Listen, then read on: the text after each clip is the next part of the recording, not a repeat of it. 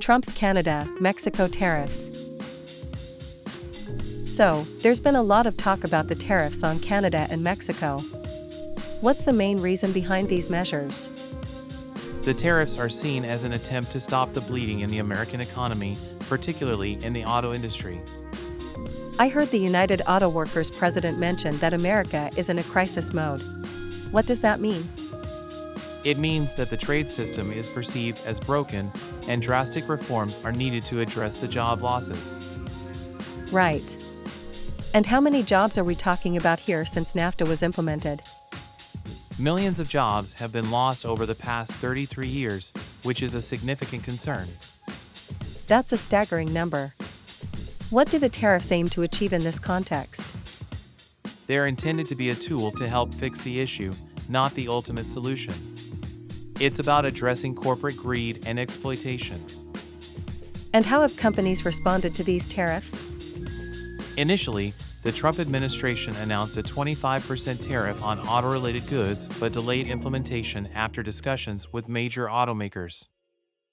What's the stance of the UAW on these tariffs?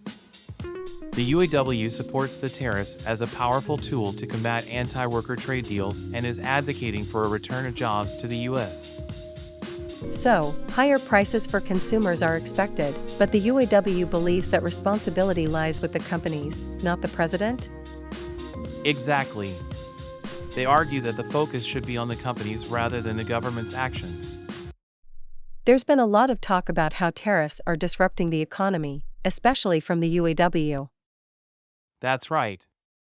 The UAW stated that if corporate America chooses to price gouge consumers, they bear the blame for that decision. Interesting. They also endorsed Kamala Harris for the 2024 election, which shows a shift in their political strategy. Exactly. Their approach has softened since Trump was re-elected, indicating a willingness to negotiate with the administration. The UAW mentioned they are in active negotiations about ending what they call the free trade disaster. Yes, and they look forward to shaping the auto tariffs to benefit the working class, which is significant. Fain has been vocal against the influence of billionaires like Elon Musk, especially regarding Social Security. He emphasized that the real Ponzi scheme is the wealth gap, where the rich keep getting richer while the working class struggles.